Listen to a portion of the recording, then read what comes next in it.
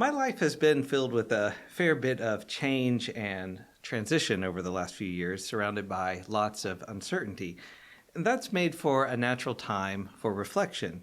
And already being the type of person disposed toward introspection and thinking about things, sometimes too much, I've been spending a fair bit of time thinking about the shape of my life, the decisions I've made, the dreams I've chased, the failures I've felt, and all the unlooked blessings found along the way.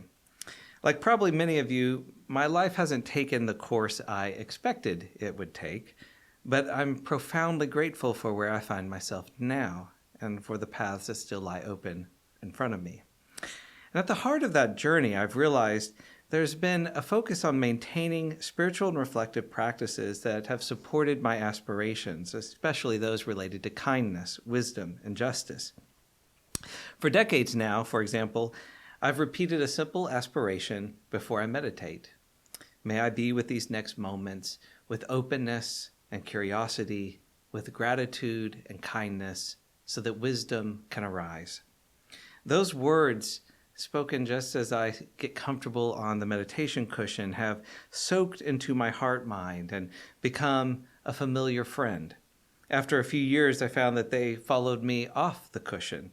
Practicing with them intentionally made them available to me when I needed them during the day, when they could invite me back to the present moment, especially when I began to feel overwhelmed by the uncertainties and sufferings of life.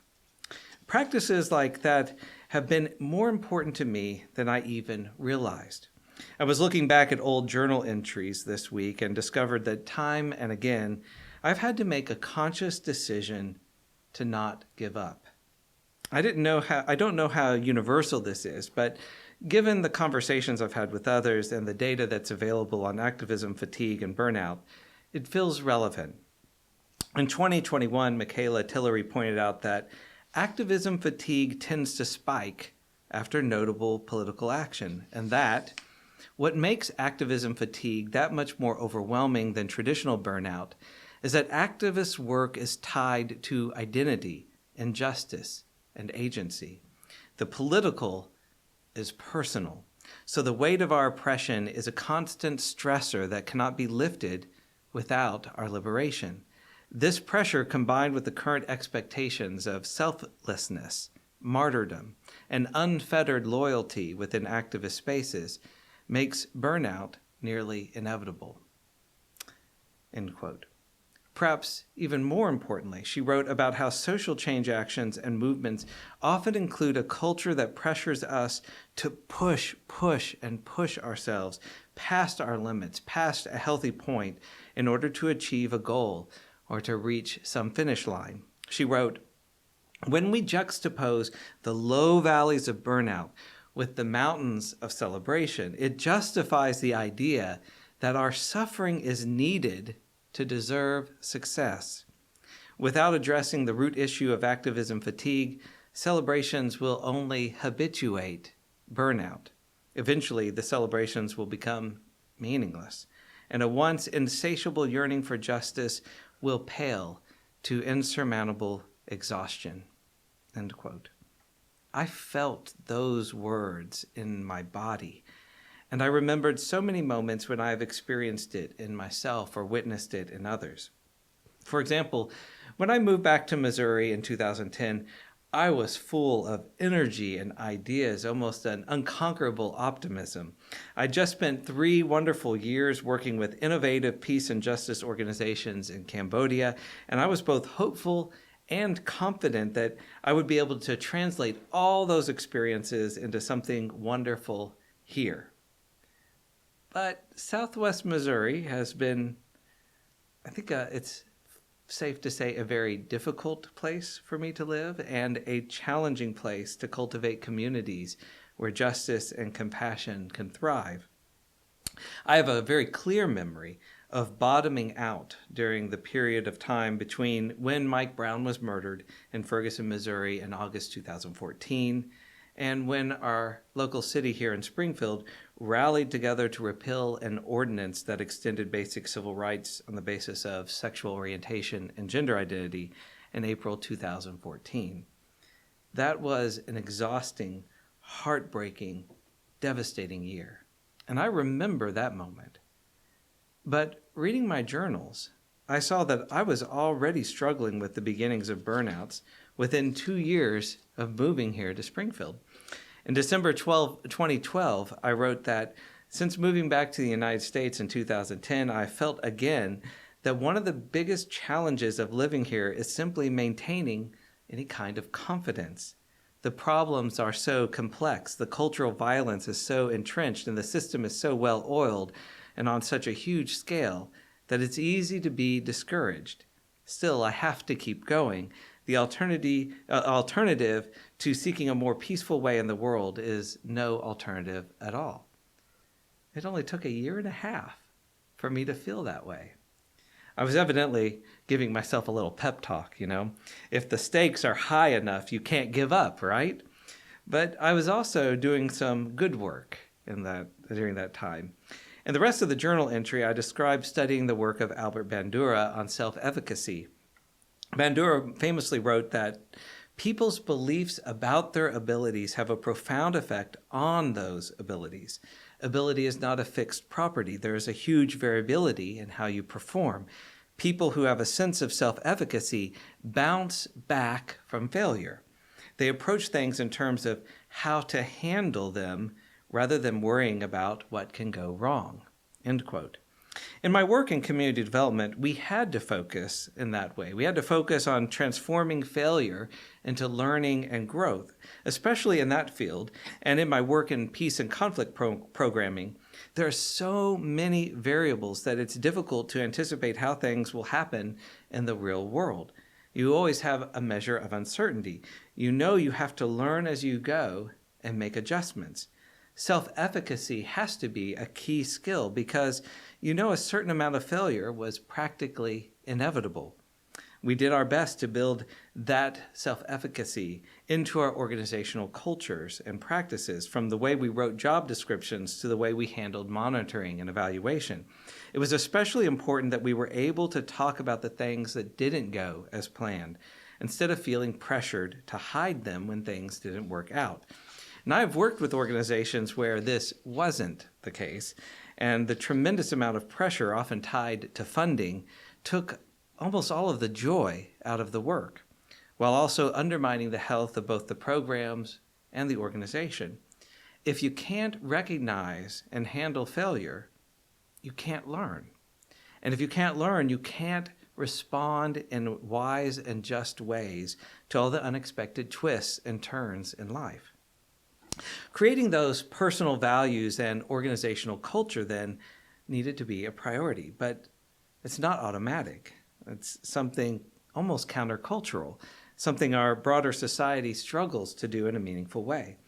Wrestling with that very question in 2012, I was especially interested in the way that Sharon Salzberg, an insight meditation teacher, connected self-efficacy to community and kindness. In The Force of Kindness, she explained that kindness points to the core of what it means to be alive, which is to be connected. We depend on one another from our births. And when we experience that connection with kindness, we see a reflection of our own value. We learn that we also can and even have a right to be happy. And another person's kindness, rooted in their connection to us, communicates, in her words, the unspoken message of their efforts that we are worth the bother. And that feeling of our mutual value and worth, grounded in and growing out of our shared connection and kindness, supports developing self-efficacy. She wrote, "This is the difference between pain and hopelessness, between distress and bitterness, between suffering and despair. Sorrows or difficulties arise, yet we have some sense of confidence that we can find a way to work through them." End quote. In my journal, I reflected that reading Sharon's words this morning was a very kind encouragement to see the difference between pain and hopelessness. I feel really grateful for remembering that, and a renewed sense of confidence that we can find a way that does not sacrifice justice and peace. Connecting kindness with self-efficacy has been important to me ever since, but I didn't remember where and when that insight had taken root inside of me. Looking back at this journal entry, I realized that cultivating this insight was also a demonstration of that very important practice of joining kindness together with self-efficacy.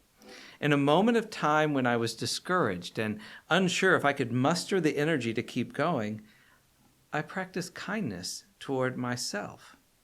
I took the time to discern the difference between pain and hopelessness, between distress and bitterness, between suffering and despair. And taking the time to do that work allowed me to adjust my course and keep going. That was encouraging to see in my past self and added to my current confidence that we really can find ways to work with and through the difficulties as they arise. In translating the Buddhist text called The Discourse on Happiness, Thich Nhat Hanh chose the words to persevere and be open to change to describe one of the factors in cultivating the greatest happiness. Looking through the lens of my 2012 journal, I understand that description to persevere and be open to change in a different and deeper way. It takes those personal values and organizational culture to feel and be safe enough to open to change. In his commentary on the discourse, Thich Nhat Hanh acknowledged that it's incredibly difficult to hear it when our brothers and sisters point out our faults. Exploring some of the reasons why that is often the case is another topic, but recommitting to the kinds of practices and processes that make opening up to change something possible is something that we don't have to wait to do. In Tully's reflections, she noted two prominent reasons behind social justice burnout. One, underappreciation, and two, a lack of self and community care. And this is a good starting place for us to ask, when have I felt safe enough to be honest about my struggles, to be honest about my limitations? When have I been safe enough to actually be open to change, when change hasn't felt like too big of a risk, too much of a struggle? Community that is characterized by gratitude and care provides a container for us to heal and grow. This emphasis on healing and growing, at least in my own experience, feels very different from an emphasis on self-improvement, for example. Healing and growing is more personal and more relational. When I'm wounded, it brings a healing presence that doesn't exclude my grief, and my wounds are not understood as inconvenient obstacles to productivity. My healing becomes part of the work itself. And my growth becomes part of the work itself. And so does your healing and your growth. And this includes even and maybe especially the painful work of transforming our internalized oppression and internalized dominance. These unhealed places in us are the source of some of the most difficult problems for sustaining healthy community. They make it almost impossible for marginalized people to feel safe and be safe enough to belong, and often turn that belonging into the constant work of managing pain from overexposure to people who haven't done their own work. As I've encouraged us to practice in the past, we have to assume you have internalized oppression and internalized dominance. In my experience, the default assumption is often that only bad people have internalized oppression and domination. So we have to change the measure. Justice-minded folks actively work to recognize their implicit biases and are intentional about changing their habits of thinking, speaking, and acting to align with their values. With practice and over time, we can change the script, becoming open to change. A wise, justice-minded person receives correction as a gift because we know how precious it is to get an opportunity to practice in a way that brings freedom from greed, hatred, and delusion. A compassionate person can receive correction as a gift because we want to reduce the suffering and harm we cause in ourselves and in the world while increasing our kindness. And when the community is healthy, then we want to know when we've done something hurtful, and we're not threatened by hearing about it. Within this context, we can now hear the fuller comment by Thich Nhat Hanh, because we understand how it becomes possible for opening to change, learning, healing, and growing as a gift to all of us. He wrote, "When we can yield to reason and let someone correct us without becoming angry or resentful, then we will find that happiness remains within us. It is incredibly difficult, but when our brothers and sisters point out our faults, the best thing we can do is put our palms together and bow in appreciation with graciousness on our faces and in our hearts." That kind of practice is more vital than many of us have considered, and it's too easily forgotten. Prioritizing communities where good-heartedness becomes the norm, expressed through gratitude and kindness, is essential for both our personal and our collective well-being. Returning to Salzburg's insights, connecting self-efficacy and kindness in community, we remember that, in her words, in the absence of receiving this kindness, something in us does die, at least for a while, unless and until it can be restored through love. If we take this seriously, we can connect this to all the ways that our unhealthy, unjust society has been killing us off bit by bit. Knowing those tender places better is painful, and often it is enraging, but it also opens the door for us to learn to love ourselves and each other in ways that can restore and transform that suffering into understanding and compassion. And this is where I'd like to add at least a third element, that of trust.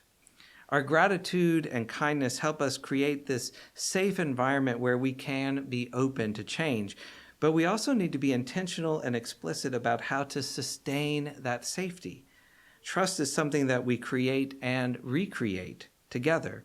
And this is why in the past we've emphasized the importance of centering the voices and needs of marginalized people. Oppression is the most severe and cruel normalization of harm, and it destroys the possibility of trust in a community. This means that prioritizing justice and equity are part of the restoration of trust and the healing of both people and society. Similarly, the well-being of marginalized and oppressed people is the measure of the health of a society. Any work we are doing that ignores this dynamic will ultimately undermine our efforts, whatever our intentions are and however good our intentions may be. When we're able to create that kind of trust, sustained by gratitude and kindness, then openness to change is more natural. It's even joyful. We feel freedom to breathe freely and to be ourselves. We feel freedom to thrive. Salzburg called this one of the great fruits of the kindness we receive from others.